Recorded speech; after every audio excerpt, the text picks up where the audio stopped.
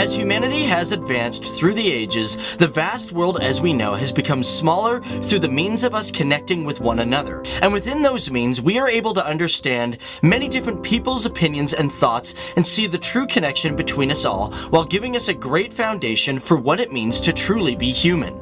And today, we are talking about a country that has been a connection and a foundation to the beginning of humanity. Today, we are talking about a country that has a real deep story, and like most stories, the further we dive into them, the more we discover about the true struggle of a person or a people that makes up the whole of a culture. And today on FTD Facts, we are reaching our hand out and talking about the country known as Syria.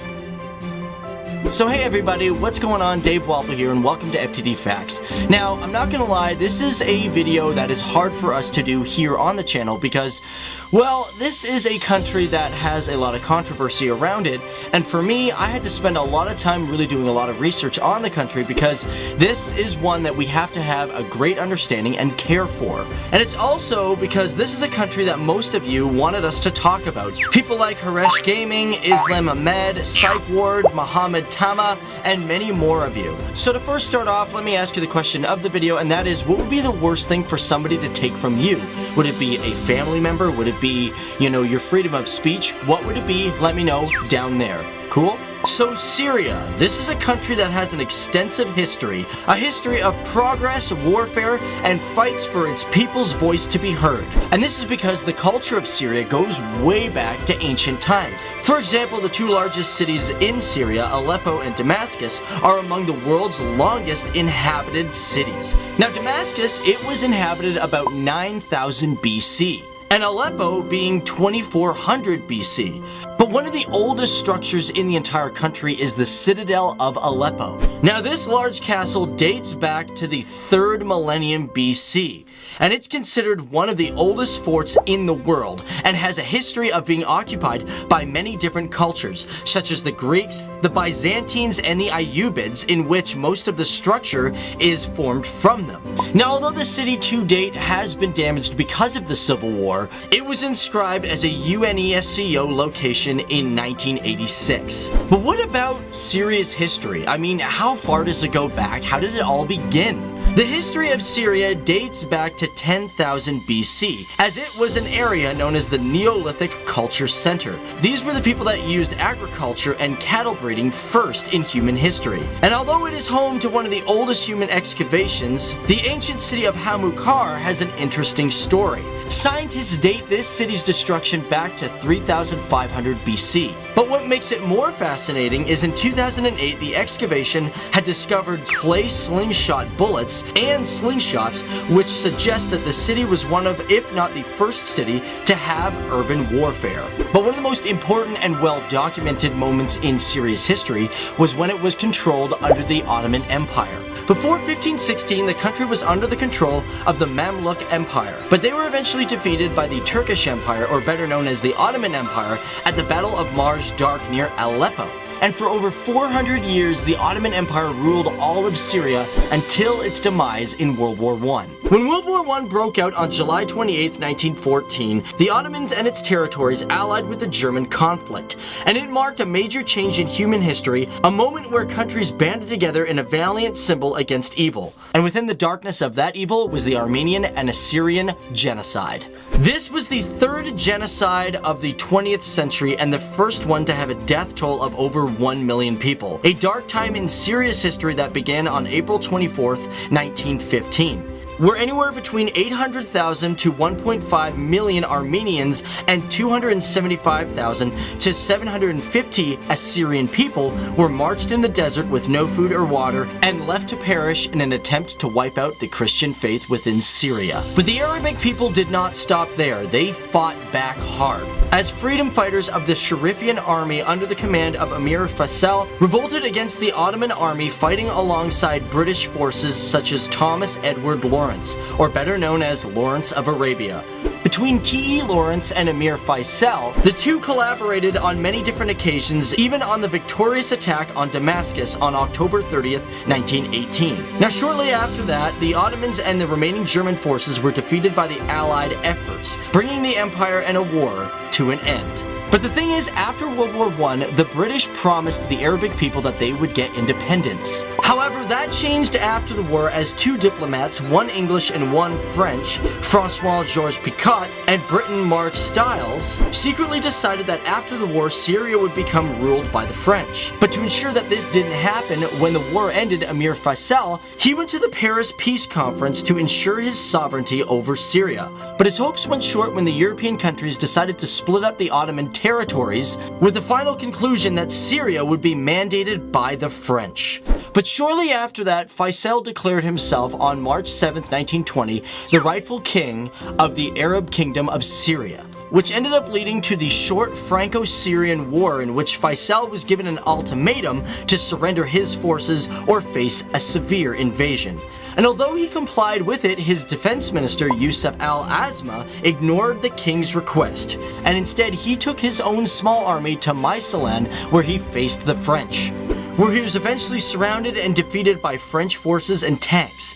This ended Faisal's kingdom on July 24th, 1920, which after that, the French expelled Emir from the country that he fought so long and hard for. Now, although the French had control and a mandate over Syria, they eventually lost control during World War II. This is because France itself was occupied by the Germans, and after the Second World War in 1958, the country had joined Egypt to become the United Arab Republic, linking the two together as one. However, this deal didn't really work for the Syrian people because they were pretty much ignored by the Egyptians, thought of as second class, and of course, because of that, their economy suffered. And on top of that, even the country was known as the northern region of the UAR. At that point, the country had a coup where soldiers defected, freeing Syria from Egypt on September 1st, 1961. And within the following years came the creation of the Ba'ath government, which also had another coup in 1966. But let's step away from the politics and history of Syria to discover what else this country may have that others don't. Syria is a country that has over 17 million people, making it rank 54th most populous place in the entire world. It has a landmass of 85,180 kilometers square, having a density of 118.3 people per square kilometers. Now within that population, 74% of them are followers of Islam, with 10% of them being Christian and 3% worshipping an interesting religion called Druzism. Now what's fascinating about the people of Druze within Syria is there's only about 450,000 to 600,000 people worshipping the religion. And believe it or not, they make up the largest group in the entire world within a country. You could say that Syria is Druze capital of the world, as the world population of people following Druze is 800,000 to maybe 2 million. For those who don't understand, Druze is a monotheistic Abrahamic religion, but they don't follow the 5 pillars of Islam. But what's crazy about these people is they pretty much live in isolation and they don't even really have conversations with another. They don't even speak. It's crazy. However, as for the people of Syria, their art movement has contributed to a lot of the Arabic culture, as they are a proud people of oral and written culture and poetry. In the early days of the 19th century, many Syrian writers and philosophers traveled to Egypt and contributed to the Al-Nada, which is well known to be a very cultural and changing renaissance that happened in the 19th century. But you couldn't have history and literature without having education. And in Syria, the education within the country is completely free for students ages 6 to 12. After that, they have a 3-year general or a vocational training school, followed by another 3-year academic or vocational program. And these students are indeed learning, as their literacy comes in at 90.7% for males and 82.2% for females. Now, speaking of academics, let's talk about their healthcare program. Now, from 1970 to 2009, the country had accomplished quite a lot. For example, the life expectancy of a person in Syria went from 56 to 73. And infant mortality dropped from 132 per 1,000 births to 17.9 live births. And in 2010, a year before the Syrian civil war, the country was spending 3.4% of its GDP on healthcare related issues. And within 1,000 people, there were 14.9 4.9 physicians and 18.5 nurses. But nowadays, the healthcare system has unfortunately become very limited and restricted. The latest reports show that almost half of Syria's population has been forcibly relocated, and this is 7.6 million people, with also 4.8 million registered refugees who have relocated. The reason for this is because in 2011, Syria entered a civil war. It all began with peaceful Arab Springs protests where anti-Assad protesters marched in Damascus for democratic reforms and release of protesting prisoners. However, things escalated during those protests and police units fired on the civilians, which moved from peaceful protesting to a civil war when officers and soldiers defected, creating the Free Syrian Army on July 29, 2011. And to this date, it is one of the darkest moments and most confusing moments in Syrian history.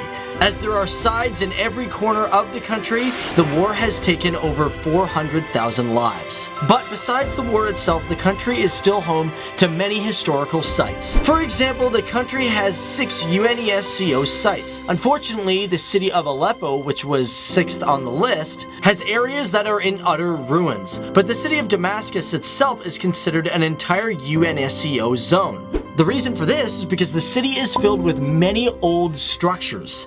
And the most important one of them all, the Umayyad Mosque, is the oldest building in the city, dating back to 715 AD. Now this mosque was built in order to commemorate the Arab conquest of Damascus in 1634. It is 77 meters high and is made almost completely out of marble. And it is one beautiful piece of architecture, I will give it that. As well, it is one of the oldest and largest and most used mosques in the entire world, as some Islamic followers consider it the 4th most holy place on the entire planet. It is also believed that it is the place that Jesus will return to at end of days, and the only pope to have visited this mosque was John Paul II in 2001. So that's it, guys. That's been us talking about Syria. My name is Dave Wobble, and I hope this video brought you guys some insight on Syria instead of just the war in which we're reading about in the media today. That being said, if you guys have any ideas for future FTD Facts videos, let us know down there because we are always listening, or email us at our Gmail at ftdfacts@gmail.com. To finish it off, it has been interesting talking about a country and the people of Syria. It is a region of land that is sacred to our history, with a culture that is still standing proud and hopeful towards a better future. This is the country of Syria, a place where the sun always rises from its Middle East and its people stand firm and strong against the burning struggles of life.